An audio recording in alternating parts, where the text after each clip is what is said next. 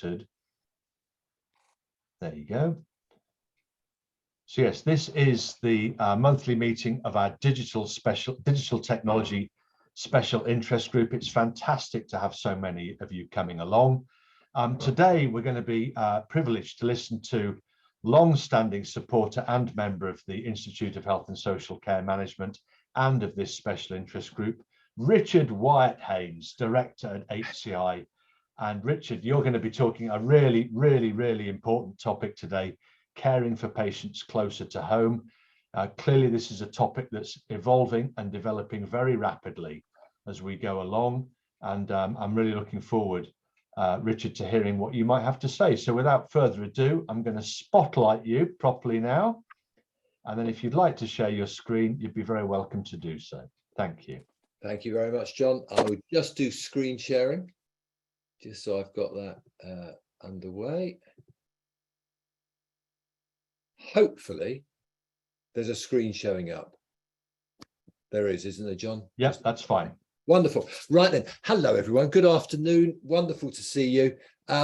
I just so you know, whilst I've got an interest in this and I'm supposedly leading it, I'm going to do it very much through having a discussion if we could, because I think, as John says, this is a really important topic and it's evolving all the time.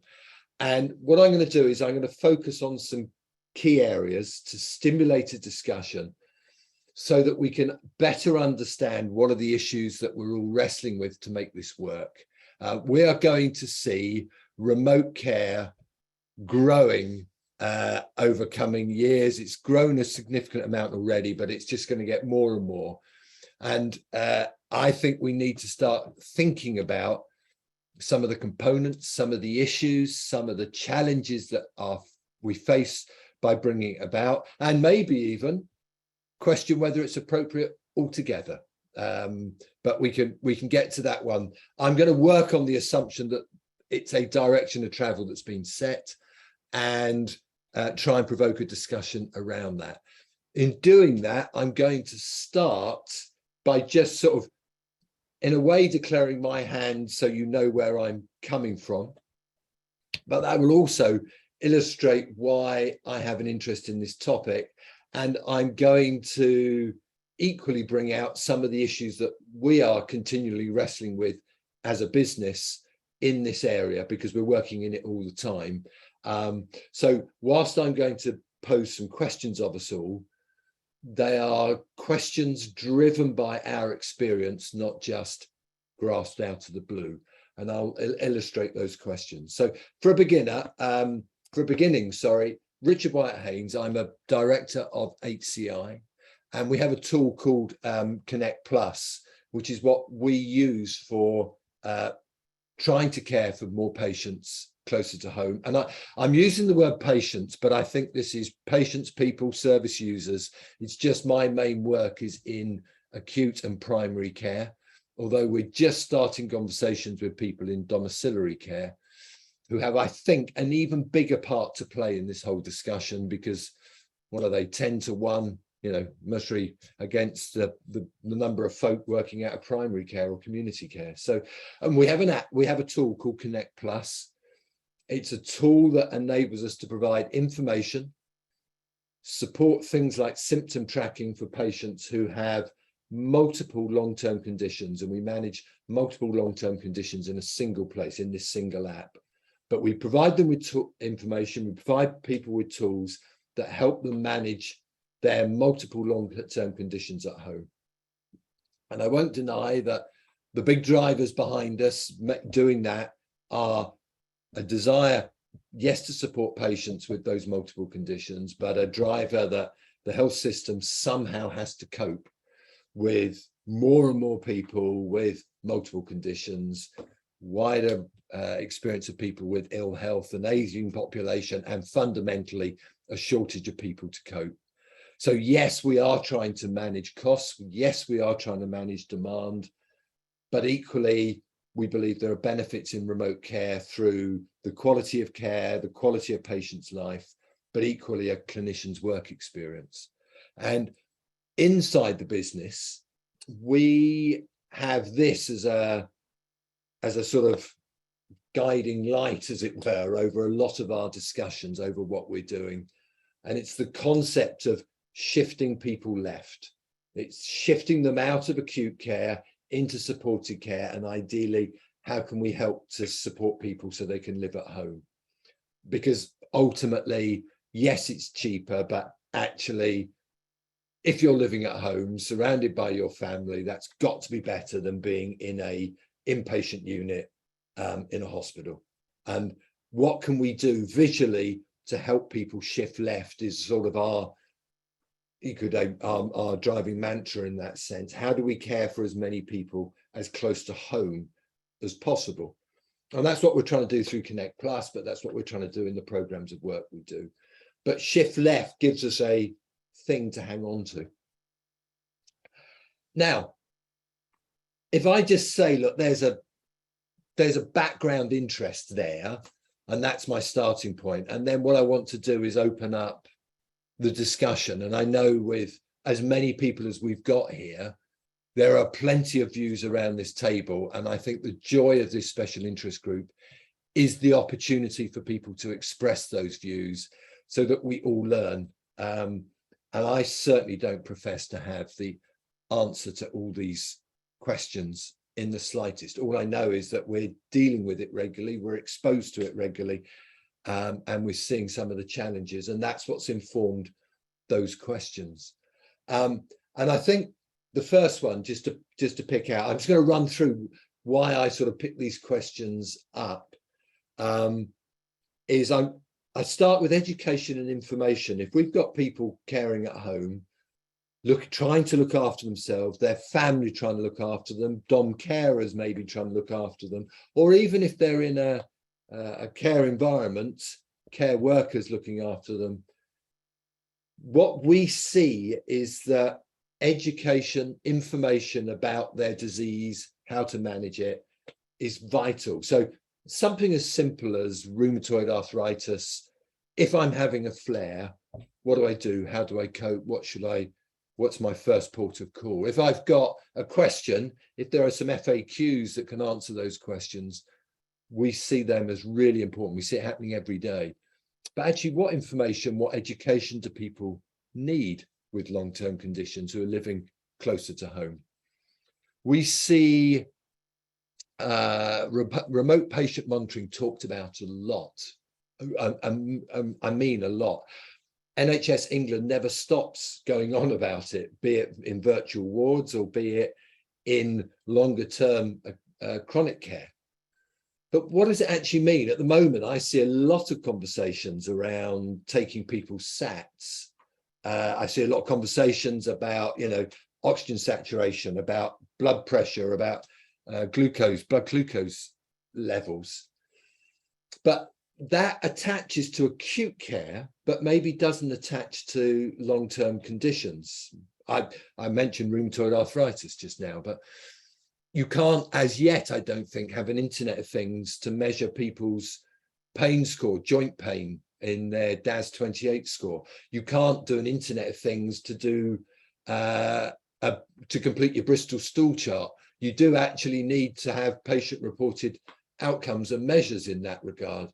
So what do we mean by patient monitoring? What's actually needed if we're going to effectively run remote patient, support patients closer to care?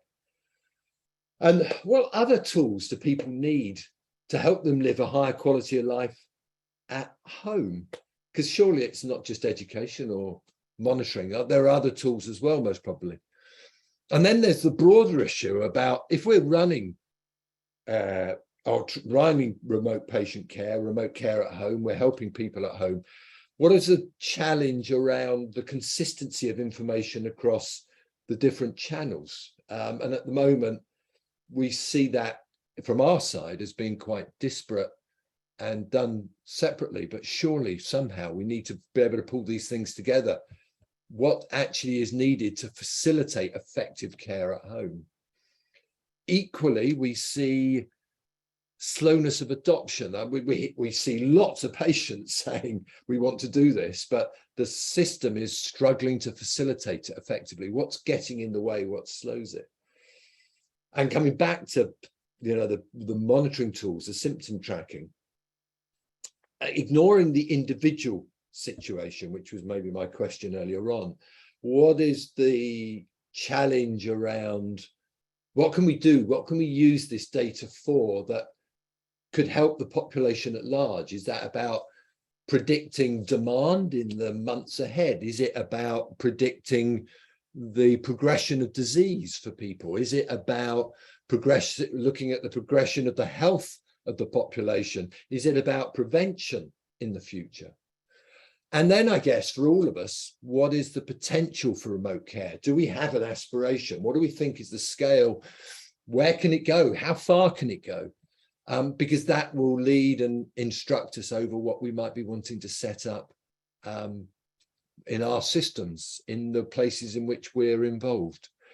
And I don't know if any of those questions are pertinent, or I know they're pertinent, but I don't know which ones turn people on, and there might be others as well. But what I wanted to do was just stimulate some stuff and see if somebody came back to me and says, actually, this is what I think will help, or these are the things we need to consider. And all I've done is provoke through my questions, hopefully some thoughts that will enable people to respond in the first instance and say, whoa, yeah, what about? And down the bottom, I've just put a little note from our experience: educated, empowered, and engaged patients shift left. But all those questions above really start to help us thinking about how do we help people shift left. So there you go. John, I wasn't planning on going much bigger than that, or doing much more than that. Really, I think this group is so strong that we can get in, explore, discuss these questions, and people can pick anything they want, and I'm happy to facilitate that discussion between us. John, I'm sure we can. That's fabulous, right? Richard. Thank you very much indeed. Do you want to leave those questions up, or do you want I'm going to, yeah, very much so. Okay. I'm going to move my chat over to another screen so I can see it. I'm just going to remove Spotlight so that I can see everybody on this, so that I can look for hands up and so on. We've got a few questions already, as you might expect. So Jatinda says, how do you measure improvement in quality of life? That's a great question, but it's a massive one. Yeah, Jatinda. I suppose one of the straightforward things we do is we ask the receivers of the care. But have we got any systems at all that people are aware of on this group? Or Richard may well want to comment to start with around how do we start to develop a system for this? Richard first, perhaps. Yeah, very quickly. We're looking at building in, I always forget the name of it, it's something like EQ5D into our symptom tracking tools as a consistent thing across everything we do, because we've been challenged on this. How do we measure it in some consistent way? And we're looking at that at the moment. Could you explain what EQ5D is, Richard? Yeah, it's some form of general well-being assessment tool, and it's used a little more widely. I wish I was more familiar, but we've been challenged. I bet somebody else on this call will be able to put in the chat. I know, exactly and one of my thank you, Jatinda. That's what we're looking at, but I'm not sure that's sufficient, and I will again open it up to the floor. But that gives us a way, if all our patients are using the same tool, at least we have something that's consistent in a way. That's what we're doing in the first instance. I suppose the big point here is whatever you're designing in terms of a digital technology adoption, for heaven's sake, build into this some kind of patient experience feedback mechanism. Yes. So that you are assured that it's making a positive difference from the patient's perspective. I can see Helen nodding enthusiastically, and quite right given her position. So thank you. I'm glad I said something intelligent for once. June says, is the challenge having skilled resources to do this remote monitoring? Richard, would you like to comment on that? I suppose the straightforward answer is yes, it is, but there's a few other challenges as well, I guess. June, I think one of the challenges is patients. We've been here before, actually, as part of this group. Our experience is that patients will use tools to help them see how they're progressing. They will engage with it, particularly long-term condition patients. They're very, very invested, and they know, to me, they are, what we see all the time in our patient groups is that they are the experts, much more than many healthcare professionals, because as they say, they've lived with this disease for 20, 30, 40 years. They know more than anyone. And they turn up at our patient groups with bits of paper trying to record what they're trying to do. And what we've done is tried to just make that easier for them. My challenge is much more about the skilled resources of healthcare professionals making the recommendations, seeing the opportunity, encouraging people to use tools, not just ours, like ours, to help them manage their disease, because they are so invested in their long-term conditions. And it's about those are the more important skills, I think, that are needed, but they're often missing and wanting. I don't know if others have got views on that. That's fine. We'll open it up. Would anybody else like to comment on that point in terms of what are the resources that we need to home in on? I think you need to teach patients more how to follow a route through any app to get to where they want to get to. Because what's interesting that I've learned is people are really keen, and then they meet a brick wall of such confusion. And when you input something into the question section, it doesn't come up with what you've asked. It comes and sends you off on a tangent. And in the end, people just get fed up and walk away, because why bother? Because you're not answering the questions I've asked. And they're really relevant questions, and that's what baffles me.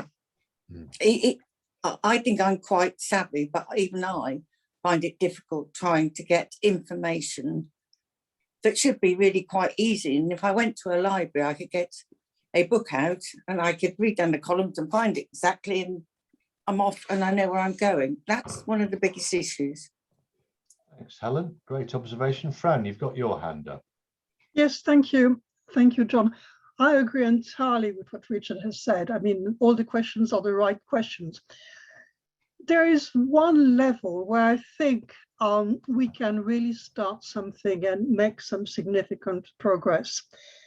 In Northwest London, where I live, we're starting at the very bottom, basically looking at the home of the patient before considering remote care, PIFU, virtual wards, etc., etc. In what kind of home does the person live? I mean, it's got to be very basic, and that involves the third sector a great deal, all the various patient groups, charities, health watch, etc., etc. But if you look at the home, for instance, even if you just take water, does everyone have access to men's water, or do they use water coming from a tank? That has going to have various implications.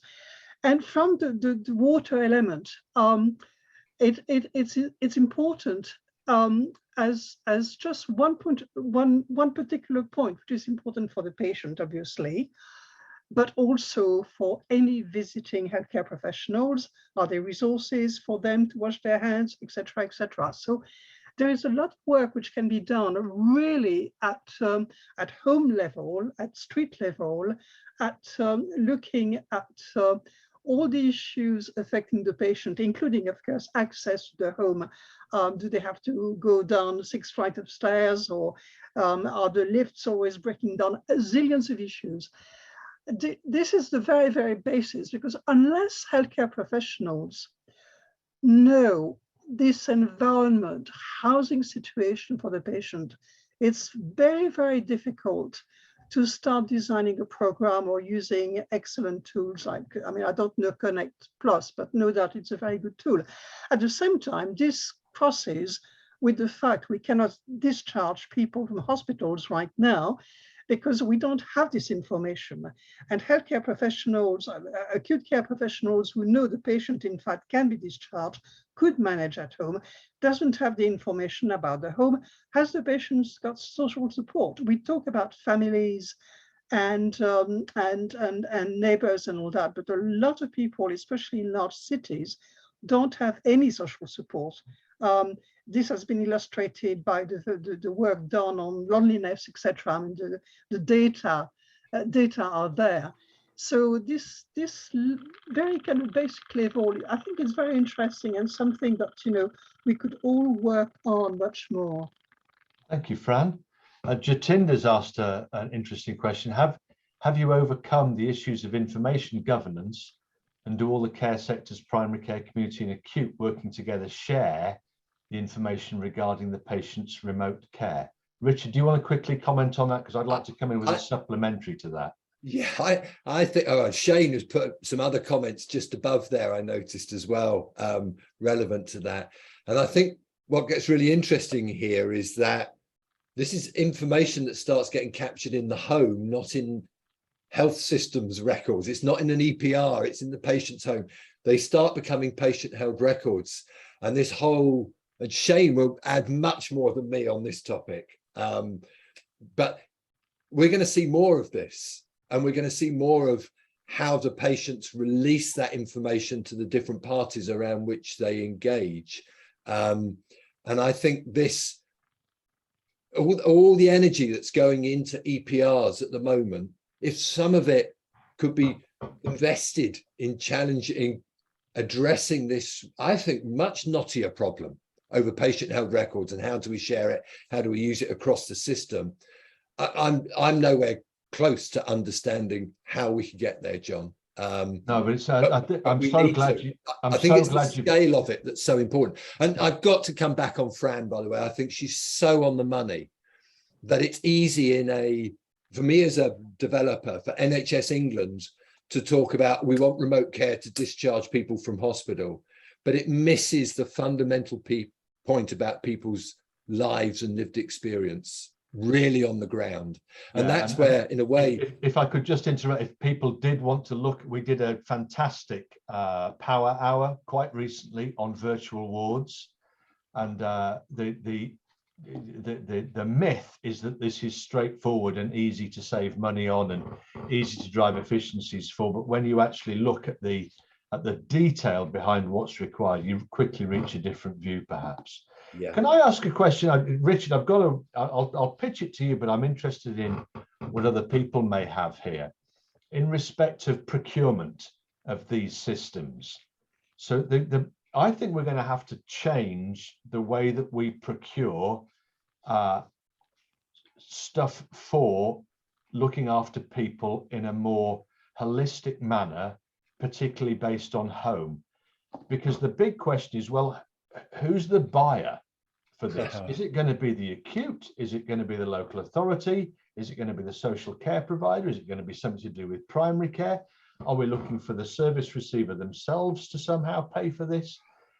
These things typically fall down when we're trying to identify who's going to place the order and be primarily responsible for seeing the effective rollout of the system and the maintenance of it over time. And because it's across multiple providers, that is a really tricky thing, I think, for us to get right. And because we've got a procurement system that's based at the moment on individual service provider sectors, this is not something that's straightforward for us at present. It wasn't really a question, it was more of a statement, quite honest. There are two bits. The answer to that is one, yes, I agree completely.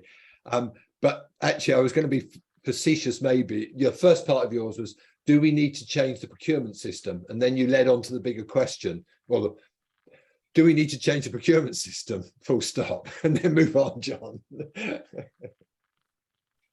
Well, there we go. Let's not dwell on that particular point then. I feel like I've made an important contribution, again, for the first time for some time to this group. Here we go. I'm just looking through the rest of the chat here. virtual wards. Jatinder says, John, the ICS should pay. Yes, you're right, Jatinder, they should, but they are still in their infancy. If you look across the ICS landscape, many of them have not got, pan-regional procurement systems in place. There's a huge amount of catch-up that they're going to have to play, even to coordinate existing contracts. And my fear is this is just a huge challenge for those ICSs to wrestle with. But I'm bang with you, it should be them. I just wonder how they coordinate this properly and find somebody who's going to take primary responsibility for it. Carol says, yes, it's a minefield. And Janaba says this needs to be upgraded on a regular basis. Correct. No money for anybody, says Carol. Well, yes, yeah, but somebody's got it. Look, we're piling the money into this. Yeah. The money's sitting somewhere. The big question is who's going to take responsibility for delivering on some of these system needs that Richard has just outlined. Okay, any more questions from anybody at all? Do please put your virtual hand up and we'll get to you and see what we can do.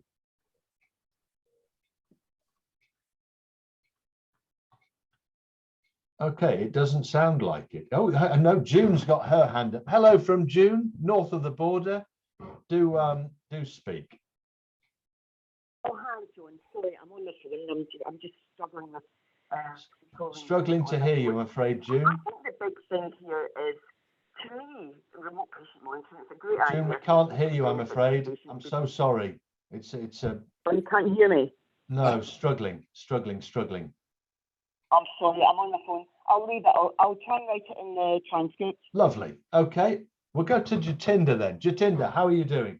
Hi, I was just wondering, Richard, how is it being procured now at the moment from yourselves? We're principally through acute care because it was supporting long-term conditions. That was our starting point. So that's principally where we've seen it thus far. But the reality that's become clearer and clearer every day we go by is that this is a cross-system solution, and looking at it in isolation is inappropriate for all the reasons that have come up in chat, for all the reasons that have been highlighted in the discussion, and for everything we see every day. And it needs to be looked at on a much wider ICS basis, and that's where we see our shift going. That's where we see our focus in the future, Jatinder. Okay. It's a great question, Jatinder, and welcome to anybody from Arden who may be on the call today. Always great to have all of you along. Janaba, yes, we'll come to you next. Yeah, thank you, John. I know digital health is very important. It's playing a great role, but I just wanted us to understand that I don't think it's for everyone, especially when we come into fight about, we are always fighting about loneliness and isolation. How are they going to go about this? Yeah, I agree completely, and I think there's a danger that we end up in either or, but it's and we have to find ways of finding the best solution for the best people, and that brings us back to Fran's opening remarks, I think, and we can't just be wedded to one. But I'm equally conscious that these are tools that for some people are appropriate, that do work, that do free up space to focus resources on people who can't participate, don't want to participate, or actually, more importantly, I would argue, it means you can take resources away from, I'm going to take rheumatology, I just be consistent, but the whole concept of pulling people back in for regular appointments when there isn't a need, when those resources could be put on people who are at greater risk or are at greater need, there's a real value there. And I think we shouldn't shut our eyes to that as well. Perfect. Thank you, Richard. And just very quickly, June has put her question in the chat. She says, how do we get clinicians to be responsible for patient feedback in a timely manner? Oh, I like this. Data seems to be going one way, i.e. patient to provider, but vice versa. Can we see benefits for patients monitoring in their own environment, but need a feedback loop and accountability? June, John, I know we're really tight on time. This came up this morning. I've got to respond. So we were talking about with a client the issue that how do you encourage people to keep using symptom trackers to record their data? And I naively said, well, I think there's a value if they know that their clinicians are looking at their data, then that encourages patients to go, well, okay, I'm doing this not just for me and I can see my data, but they can as well. And somebody said in this call, well, what if it showed back to the patients that the clinician has looked at the data? So in other words, they're getting feedback from the patient. That would sort of create a virtuous cycle. You know, you're getting some feedback. Oh, my doctor's looked at it. But equally, what would happen if the doctor hadn't looked at it and the doctor would start feeling guilty that they've not looked at the patient's data for a long time, and they think, oh God, that's not good enough. I need to show that we've at least reviewed what's coming through the door. And is there a virtuous cycle that's going on there? Don't know. Honestly, it came up for the first time this morning, but it's what you're, thank you. Yes, Paul, absolutely on the money, agree. He's just said, or the doctor looked at it and did nothing. Oh, there's all sorts in here. It's fascinating. This is a rabbit hole that sadly, we cannot go down now. I do think at another one of these meetings, perhaps we ought to look at procurement systems. There's a lot of chat I can see going on about cross ICSs and outside of typical categories. We need to return to this one. Can I just say to Richard, thank you very much, Richard. I'd be grateful if you'd stop screen sharing now. I will. That'd be massively helpful. I can do that for you, John. You only need to ask. Thank you very much indeed. And now we have the wonderful, the legend that is Lloyd Humphreys. It looks as if he's just swiveled round in his chair from watching the cricket, and is now here to join us live from his sumptuous residence, wherever that may be. Hello, Lloyd. Lovely to have you with us. For those of you that don't know, Lloyd is the Managing Director at ORCHA, and he's an NHS Innovation Accelerator alumnus.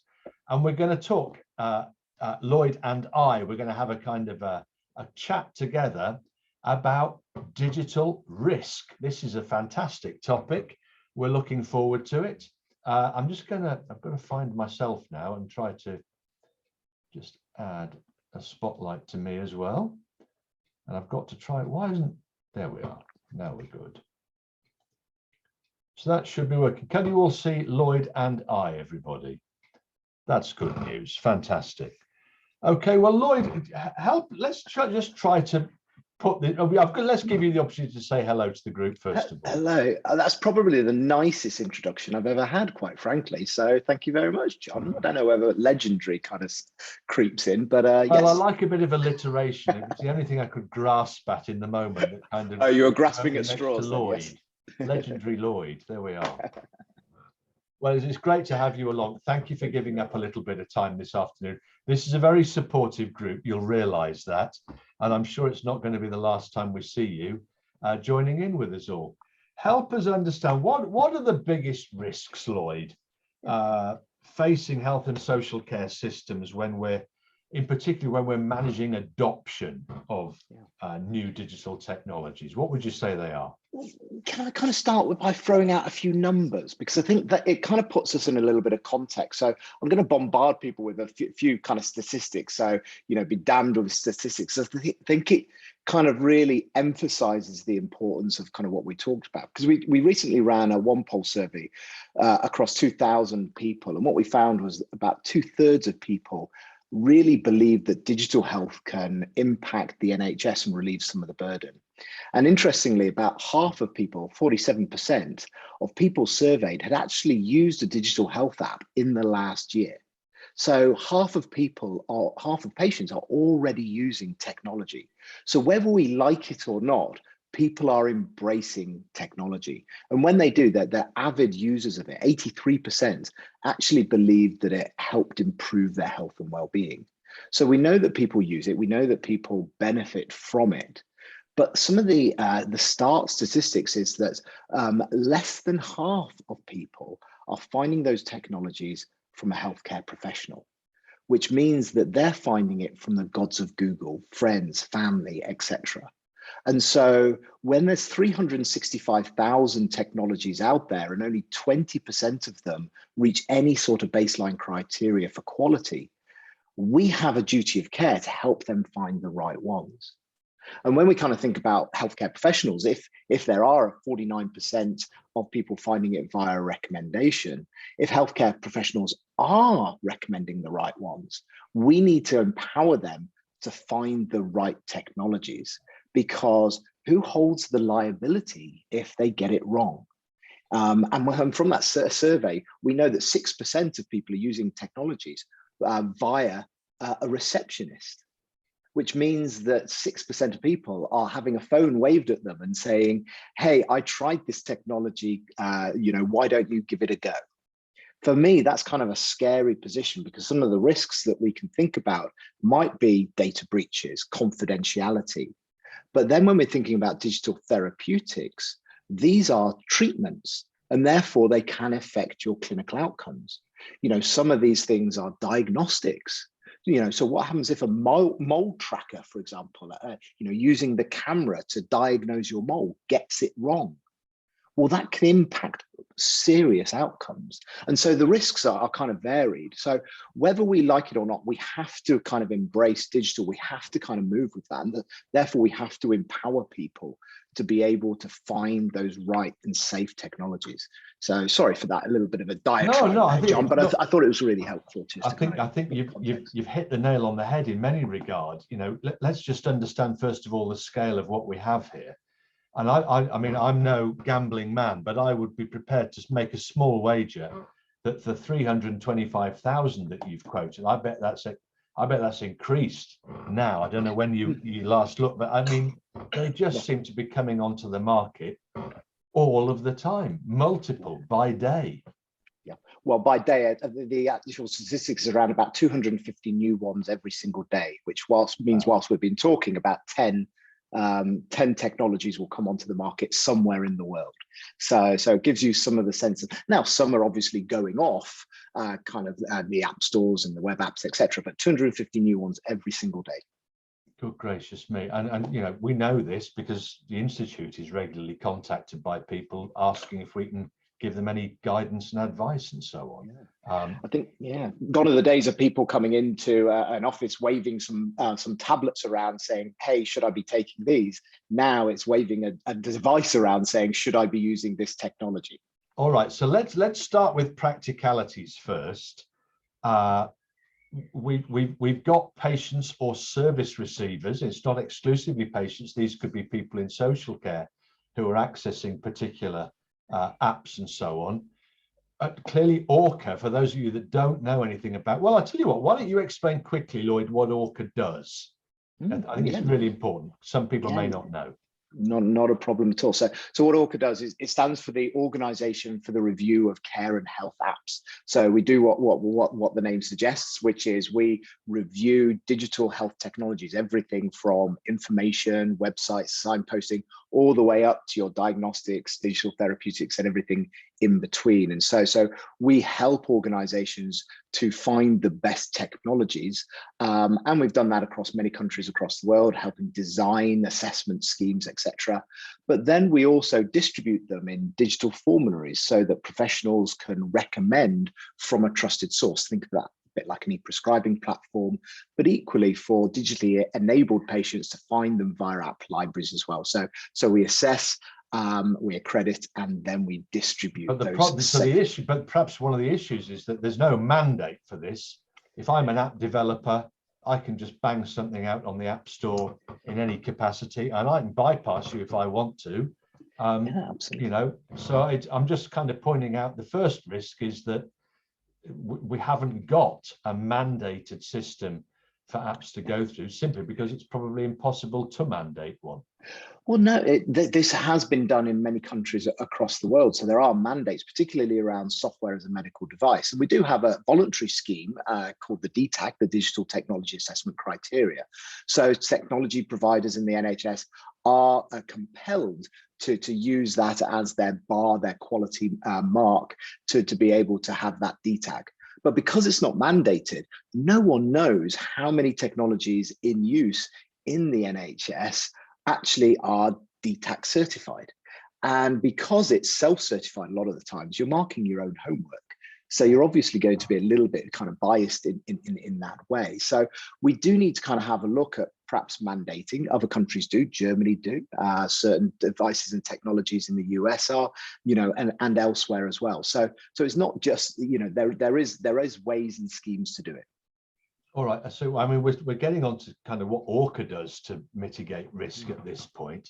Is there anything you'd like to add in at that point in terms of here's a process that you guys go through? So we go through, well, ORCHA uses the ORCHA baseline review. And then what we do is we have 350 items, and we pulled those 350 items from consensus across all of the international schemes, from DTAC, from all, as far away as New Zealand and Australia, with a health navigator, all the way through Israel, the Nordics, the Netherlands, the US, Canada. We've helped design schemes across 13 different countries. And so we bring those consensus together in terms of the ORCHA baseline review, and then you have the enhanced layers on top. So people have a score, an ORCHA baseline score.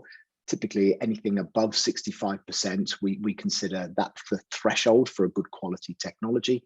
And so we use that as a way to sort of baseline assess different organizations. Perfect. Thank you, Lloyd. We've got a couple of really interesting comments that have come in. Osran, who's again a long-standing supporter and contributor to the Institute. Osran, it's great to have you on the call. He says, look, mandating apps creates a bottleneck to innovation. Any response to that, Lloyd? Yeah, I absolutely agree, because it's not just about having an assessment scheme. You must be able to assess against it at scale. And Germany's a perfect example of this. So they have what's called the DIGA, which is a mandate for digital therapeutics. And they have central reimbursement. So you can get an app on prescription in Germany. The problem is they've only been able to assess 33 products in 2 years, which creates that bottleneck. So you must be able to assess at scale and in anger. And to put that in context, that's 33 in 2 years. We've done over 17,000 assessments, and we assess between 400 and 600 technologies per month. So there doesn't have to be a bottleneck. And we use a proprietary technology. We do kind of data scrapes and pull a lot of that data in, and that's backed up by our digital health assessment team. So yes, in a number of places there are bottlenecks, but it doesn't have to be if you have the right infrastructure in place. Thank you very much. June says, why not use the NHS app as the gateway to other approved apps that help tackle conditions like obesity, etc.? That's a great question, Jim. What do you think, Lloyd? Yeah, I think it's a great idea. And so we did have the NHS apps library in the past, and unfortunately that was decommissioned. We helped do some of the assessments underneath that. And so, yes, we do need, a central place. And this is kind of what ORCHA is doing in terms of kind of local regions. So across the Southwest, across 7 integrated care systems, we have kind of a single point of access, etc. In Cheshire and Merseyside, across primary care, in Holland, Yorkshire, etc. So there is ways to do that. But you're right that the NHS app would be a really great way to do that in certain personal health records. So we're just doing an integration with Patients Know Best, which is available in Hull and Humber. You can access the library from your personal health records. So I think there are ways to do it. They just needs to take kind of a national approach to this. All right. So look, if I've donned this, I'm going to find my other piece of equipment here. If I put this on. Here we are, Lloyd. Can you see that? Oh, now? I love that. Yes. Okay, and I've got this. I've got. Oh, I thought you were going to do a Tommy Cooper impression. Well, you can give the lab a rub. Give the lab a rub, Lloyd, because then I appear. I'm the genie of the lamp. I can grant you the power to say, this is my wish for what needs to happen in respect of mitigating digital risk for the United Kingdom across health and social care. I grant you 3 wishes. What do you think you might be? How about that? Oh. How about that for a question, everybody? I've been working on that for weeks, let me tell you. This was bought only quite recently online. You can see the efforts that we go to here to line these things up.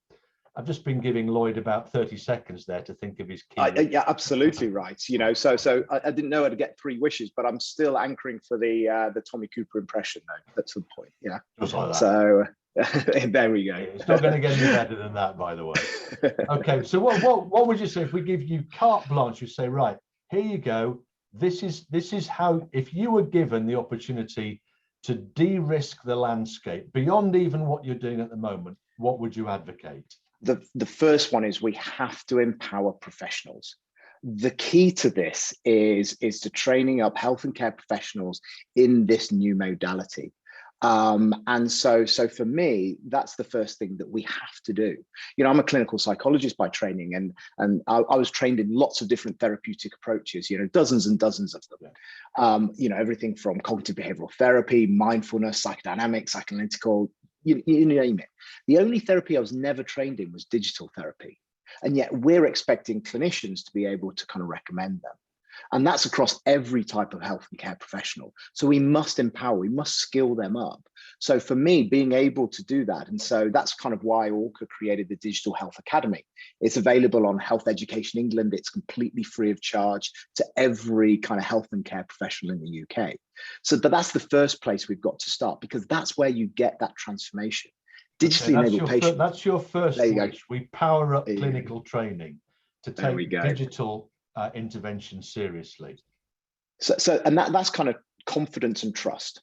Then the next bit that we have to kind of do, the next kind of wish is the fact that we have to make it accessible and drive that awareness. And that's by being able to kind of have a central place where digitally enabled patients can find those technologies, not relying on the gods of Google, but also for professionals, we need that e-prescribing place, that central place where they can know to go to get those safe technologies. You know, we have the British National Formulary for medications. We have no such thing for kind of digital, and yet we're seeing this as a different treatment modality. I like that. I like the idea of a national formulary for digital technology, but I really like that one. Okay, I'm going to grant you a final wish, Lloyd, if you like. Okay. It doesn't even necessarily, I mean, if you're feeling flush, it doesn't even necessarily have to be de-risking digital technology. It could be just something, you know, a new home surround sound cinema system or something. Very nice. Can I go for a middle ground then, in that case? Not a home surround sound, but do you know what my vision for digital health is, and my wish for digital health is, we drop the word digital. That this is just health.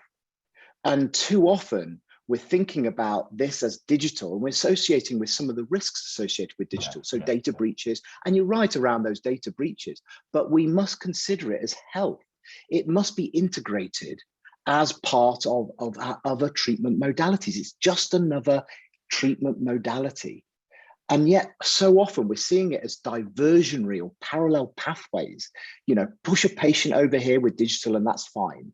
You know, we must integrate it into a technology-enabled pathway. So for me, kind of my last wish is to drop the word digital. All right, well, I'm a generous soul. I've got to put my hat on again. Just give me a sec here. Shazam, they're done. That's all going to happen. It may not be immediate, but it will happen, Lloyd, because you've requested it, and I have this unrivaled power to make these kind of things happen. If anybody, by the way, would now like to buy one of these fezzes, or indeed the lamp, then funny enough, they're now for sale. So just contact me discreetly and personally. Okay, look, this has been fantastic. Questions for Lloyd? Anybody like to open up? There's plenty of stuff in the chat. I can't read all of that, but if anybody's got any particular questions, please don't just make a statement. Let's have questions for Lloyd that he could reasonably and sensibly answer as quickly as possible. Please, off you go.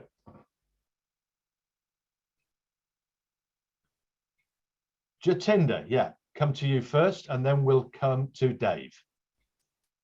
I did put it in the chat as well. It was about how do you assess when you assess your applications and stuff like that, do you look at quality of life as well, indicators, and how the intervention is going to improve quality of life?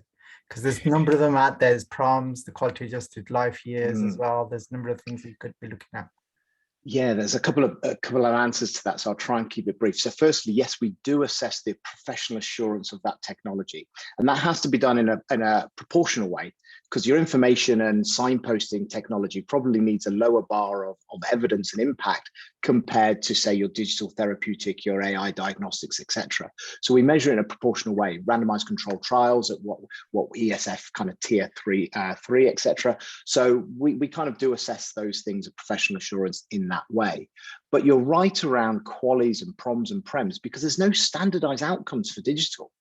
And so, you know, some might measure mental health with GAD-7, PHQ-9, others might have a happiness scale that they've invented themselves. There's no kind of yardstick. So this is something that we're really interested in doing, is how do we create that yardstick? And there are kind of measures out there. It's just how do we implement those? And that's something that we're kind of really thinking about here in terms of quality of life adjusted years and all of those things. We do need that yardstick. That's a great question, Jatinder. And you wouldn't know this, Lloyd, but Jatinder was on an earlier call as well today where that exact question came up. So I'm glad you asked it again, Jatinder. Thank you very much. Dave Trigger, how are you doing? I'm doing well, thank you, John. Yeah, I'm on my hobby horse again today, and I'm going to be talking about compatibility from one part of the country to the next, because we're trying to put together shared patient records and then finding that the patients don't obey our boundaries, but they go to other places as well, and it totally stuffs the system.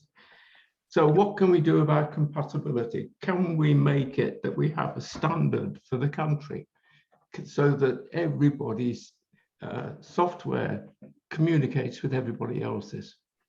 Thank you, Dave. Lloyd? Yeah, it's a great question. I think we were in a recent conversation, weren't we, Shane? And kind of interoperability and integration is the thing that always kind of keeps coming up. And you know, we had hoped that we would have solved it by now. But you're right. But unfortunately, across regions, different people use different systems. In some areas, we do actually have enhanced assessments so that we can actually assess a technology, whether it complies with local kind of interoperability and integration. I think that's a kind of a first step, but national compatibility, yeah, absolutely. There's no reason why not, but we don't have that in any other system yet. When we do, we can again hold that candle to those digital technologies, but there's still no consensus until that happens. Unfortunately, you know, I completely agree with the sentiment, but I think we're still a little bit too far away from it. Thank you very much, Dave. There you go. And thank you, Lloyd, for the answer. Shane is going to croak his way through a question. More merely to support Lloyd and the question that Dave asks. I think there are issues afoot to try and create some national repositories.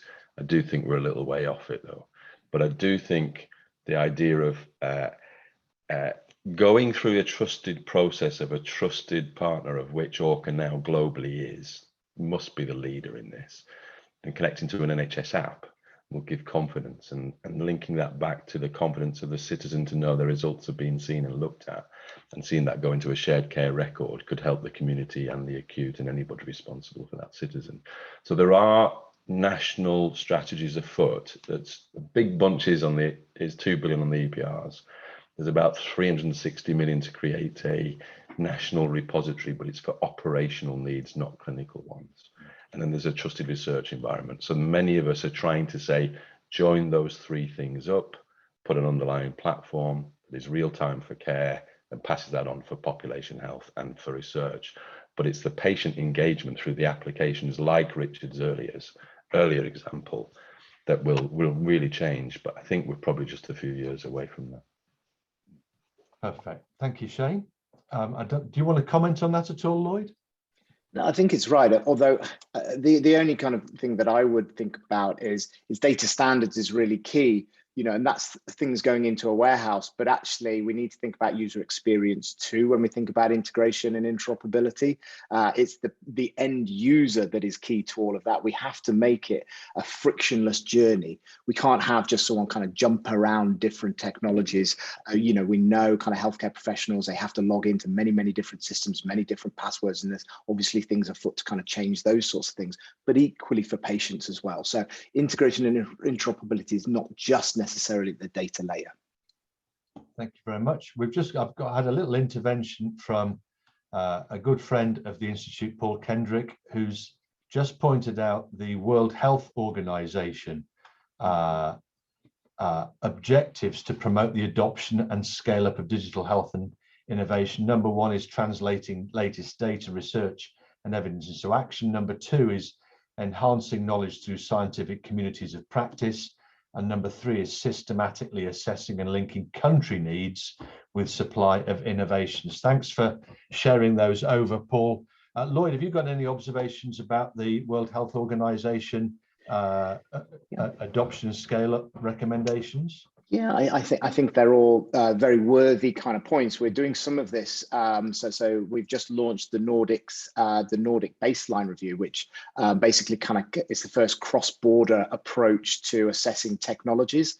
And that's kind of really exciting, where people are sharing those sorts of standards and schemes to be able to assess technologies, supporting innovation at the ground roots as well. So we have to, this is multi-sided. We have to support developers, we have to support kind of providers, payers, whoever's funding this, and also patients and professionals. We have to kind of have a look at each of those sides. And so those guidelines address some of those points, but I think we need to go even further. Well, look, Lloyd, it's been a complete pleasure listening to you, and also getting, it's like through the keyhole, this, you know, we always get the opportunity to gaze into people's homes, which is all rather jolly as well. It's a good job you can't gaze into mine at the moment. There's an awful lot of mess behind me.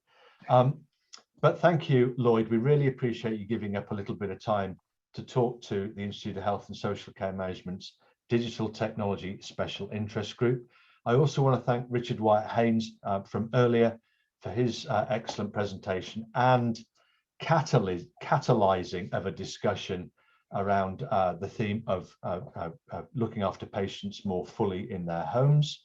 That's been it for today in terms of the Digital Health Technology Special Interest Group. If you've got colleagues and others who you think might like to come in and be a part of this group in the future, don't worry if they're not immediately part of the Institute. I'm sure we can convince them to do so, but they would be very welcome to come to a few meetings and enjoy the experience. Jade Maloney is our queen of virtual conferencing. I bet Jade knows when the next meeting of the Digital Health Special Interest Group is. It's the 8th of July. I'll find the time out for you now, but we'll be joined by David Quo to be discussing ICSs. It's Friday the 8th of July, 1 till 2. Brilliant, brilliant. Thank you, Jade. That's going to be a fantastic meeting as well. Do put it in your diaries. But for now, look at that. June Hall is normally the chair of this group, and June is perfect at bringing this right up to the very last second of timing. And I'm just about to emulate June, because I reckon that's just about 2 o'clock. Thank you very much, everybody. Thank it's been an absolute pleasure. Enjoy your weekend. We'll see you next time. Osran, I'm off to Marrakesh with you anytime soon. Thank you. Bye-bye, everybody. Bye-bye. Thanks very much. Bye-bye. Thank you. Bye-bye.